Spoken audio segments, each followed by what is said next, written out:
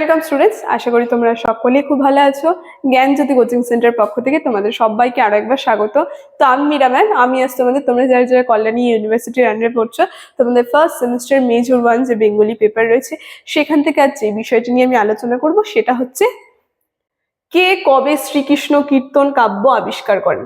এই টপিকটি নিয়ে কিন্তু আজকে ক্লাসে আমি তোমাদের সঙ্গে আলোচনা করব। ঠিক আছে, খুবই সংক্ষিপ্ত আকারে একটা ছোট্ট ক্লাস নিয়ে কিন্তু আলোচনা করব। তোমরা অবশ্যই ভিডিওটি শুরু থেকে শেষ অবধি দেখার চেষ্টা করবে। দেখো, ক্লাসটি শুরু করার পূর্বে আগে তোমাদের সঙ্গে খুবই একটা গুরুত্বপূর্ণ ইনফরমেশন নিয়ে আমি আলোচনা করে দিয়ে যাই। তোমরা যারা যারা ভাবছো আমাদের সঙ্গে এই সেমিস্টার অনলাইন ক্লাস বা নোটসের জন্য যোগাযোগ করবে, তাদেরকে বলে দিই, দেখো নিচে দুটি নাম্বার দেওয়া আছে।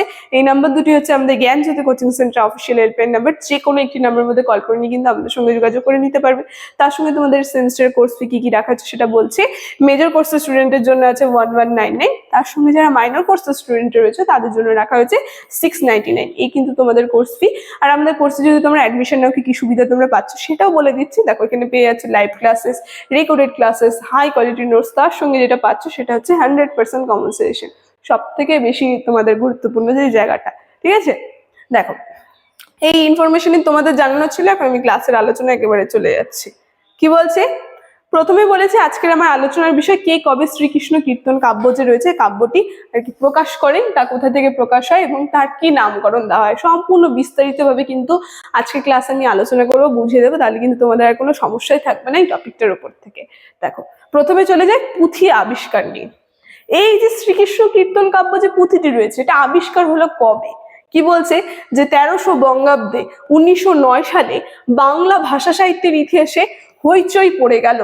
কারণ এই সালেই বসন্ত রঞ্জন রায় দ্বিজবল্লভ মহাশয় প্রাচীন পুঁথি অনুসন্ধান করতে গিয়ে বাঁকুড়া জেলায় বিষ্ণুপুর শহরে, ভালো করে বুঝবে কি বলছে, বসন্ত রঞ্জন রায় যে রয়েছে তিনি কি করলো, দ্বিজবল্লভ মহাশয়ের যে প্রাচীন পুঁথি যে রয়েছে সেটা অনুসন্ধান করতে গিয়েছিলেন। এবং সেখানে আমরা দেখব বাঁকুড়া জেলা যে রয়েছে, এই বাঁকুড়া জেলার বিষ্ণুপুর শহরের কাছাকাছি কাকিল্লা গ্রামের শ্রীনিবাস আচার্যের কন্যা বংশধর দেবেন্দ্রনাথ ঠাকুরের মুখোপাধ্যায় গোয়াল ঘরের মাচা থেকে একটি বৃহদায়ক কৃষ্ণলীলা কাব্য পান।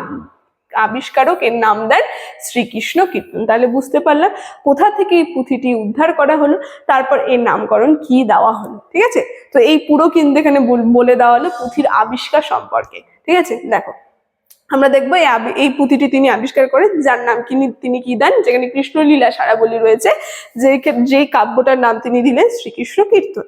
তারপর দেখো এই যে পুঁথি যে রয়েছে এই পুঁথির প্রকাশ কি করে হলো আর এই নামকরণটা বা কি করে হলো এই নিয়েও আমি বলছি। দেখো কি বলছে, মধ্যযুগের আদিতম নিদর্শন হচ্ছে শ্রীকৃষ্ণ কীর্তন কাব্য।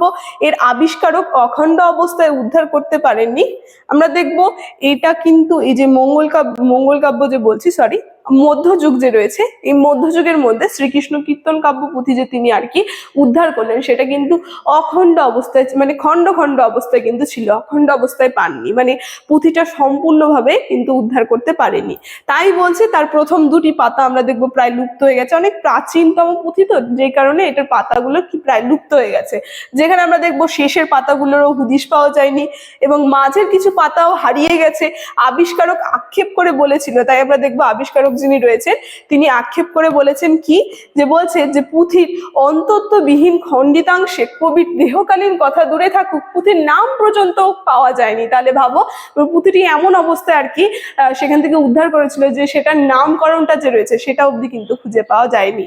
তাই বলছে কথিত হয় যে চণ্ডীদাসের শ্রীকৃষ্ণ কীর্তন রচনা করেন, যেখানে খেতড়ির এক বার্ষিক উৎসবে চণ্ডীদাসের কৃষ্ণলীলা গীত হইয়াছিল অবশ্য কীর্তনাঙ্গে। যেখানে আমরা দেখবো আলোচ্য পুঁথির প্রতিপাদিত্যে শ্রীকৃষ্ণের লীলা কীর্তন, তাহাতে তর্কের কিন্তু অবসান নেই। মানে অনেকেই বলে এটা শ্রীকৃষ্ণের যে লীলা কীর্তন রয়েছে সেটা হচ্ছে লীলা কীর্তন, এখানে কিন্তু তর্কের অনেক অবসান নেই। বিভিন্ন কিন্তু পণ্ডিতেরা বিভিন্ন মত পোষণ করেছে।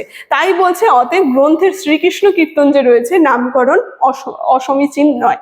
তাই বলছে এই প্রাসঙ্গিকতাকে সম্বল করে বলতে যায় যে 1323 বঙ্গাব্দে 1916 সালে কলকাতা বঙ্গীয় সাহিত্য পরিষদ যে রয়েছে এই বঙ্গীয় সাহিত্য পরিষদ থেকে তিনি পুঁথিটি শ্রীকৃষ্ণ কীর্তন নামে কিন্তু সম্পাদনা করলেন। তারপরে শেষমেশ কি করলে, এই যে বঙ্গীয় সাহিত্য পরিষদ যে রয়েছে এখান থেকে কিন্তু পুঁথিটি শেষমেশ শ্রীকৃষ্ণ কীর্তন যে রয়েছে শ্রীকৃষ্ণ কীর্তন নামে কিন্তু সম্পাদনা করা হলো।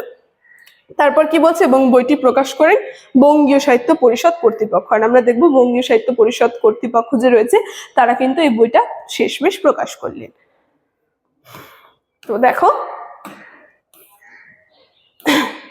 তো এই ছিল আজকের আমার ক্লাসের আলোচনা। শ্রীকৃষ্ণ কীর্তন কাব্য যে পুঁথি রয়েছে শুধুমাত্র তার আবিষ্কার আর নামকরণ সম্পর্কে কিন্তু আলোচনা করলাম। এরপরে কিন্তু এই টপিকটার উপরে আরো ক্লাস আমি করাবো। তাহলে আজকের আলোচনার বিষয় আমি এখানেই রাখছি। ভিডিওটি শুরু থেকে শেষ অবধি দেখার জন্য থ্যাংক ইউ।